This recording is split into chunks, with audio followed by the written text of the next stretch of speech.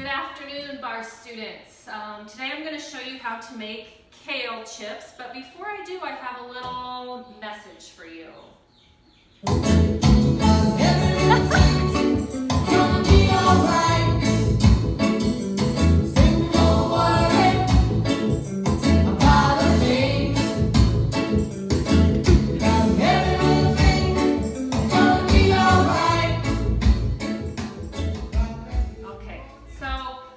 I know this is kind of maybe a hard time for you guys, and it's hard for everybody, as we all know, but I want you to know that time does go by really fast, and before you know it, you will be in school again with your friends. Whether it is this year or next year, it'll happen before you know it, so just hang in there, okay? So kale chips, this is how you make them. You start with some kale, right, which is a dark leafy green. I've got two different kinds of kale here. I think they call this dinosaur kale. Zoom in on that. You can see that it kind of has the texture of maybe what a dinosaur would have had. The other kind of kale is just like a big green leaf, all right? Now what you're gonna do is simply just strip the leaves away from the stem. Now I like to keep my stem for my chickens. And if you can hear in the background little birds twerping, those are my little laying hens that I'm raising so I can have farm fresh eggs this fall, probably. Okay, so where do you get kale? Any grocery store, Walmart, Super Saver, Hy-Vee has kale, and it's in the produce section. And it's really easy to just strip these off of the stem.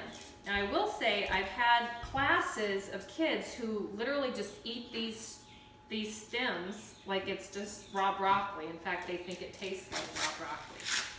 So if you want to eat the stems and not throw them away, that's good too. So once you get those peeled off or torn off the stem, you're going to just rip them into pieces. And you kind of want to make them roughly the same size, because the idea for these kale chips is to get crispy, kind of crunchy in the oven. And if you have one big leaf and then a bunch of tiny leaves, the tiny leaves are probably going to burn more quickly, and the big leaf will stay soggy. So again, you kind of want them roughly the same size. And then what you're going to do is just drizzle, and I'll have measurements on Google Classroom, but those are just kind of a guide. You don't necessarily have to measure for this recipe. So you're going to drizzle a little olive oil over the kale chips, not too much because you don't want to make them soggy, and then sprinkle a little salt over them. And I like to use nutritional yeast flakes. This is purely optional. You don't have to use these. They give them more of a cheesy texture. They can be found at the Health Mart at Hy-Vee or your nature or your health food store, but they're also a good source of B vitamins. So I'm going to sprinkle some of those on there. You could also grate Parmesan cheese over the top. You might want to wait and do that though when they come out of the oven, because then your cheese might burn too. So the next step is to lie these out on a cookie sheet, and you want to spread them out. Don't pile them on top of each other. But see, I might have to put some of those on a separate one, because you don't want them on top of each other or they won't get crispy, and you want them to get crispy in the oven. So again, I'm going to do another batch of those on a separate pan. All right, so I just want to say a few things before I get those in the oven. In 8th grade, we talked about food deserts, and we watched a video about the gangsta gardener in LA, right? And one of the things that he said was growing your own food is like printing your own money. So I've got a couple of seed packets here. And what does that mean? Growing your own food is like printing your own money. Well, a head of kale is going to be anywhere from $2 to $4 at the grocery store.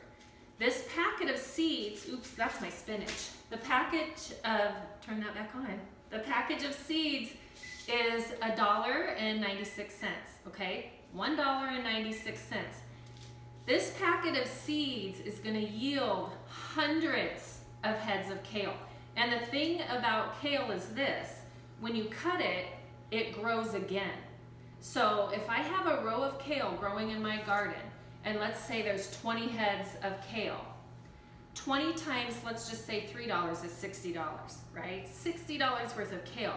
And you cut it, and in a month there's gonna be just as much kale ready for you. So there's another $60, right? So that's how growing your own food can definitely be like printing your own money.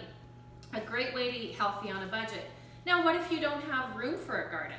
Well, you can start some kale in a little pot, and then of course you'd have to transfer it to a bigger pot. But if you live in an apartment, for example, with a balcony or a small porch, you could grow a small batch of kale in a pot, all right? All right, so let's get these in the oven.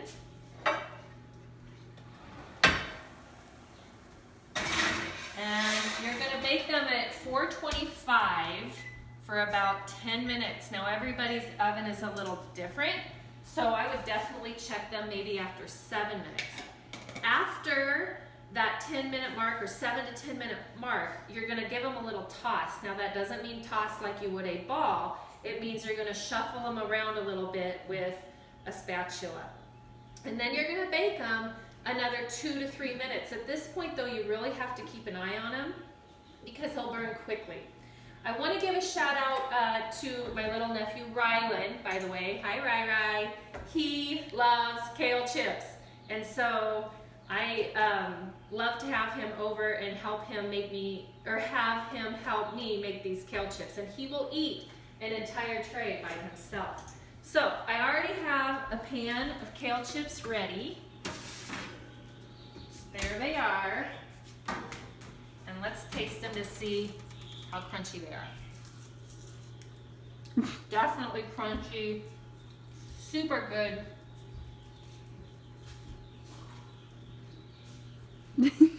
I can eat the whole pan of kale chips. Oh my god. Mom, the pizza's done. They're so good. All right, so I'll post this recipe on Google Classroom. And if you have any questions, just email me.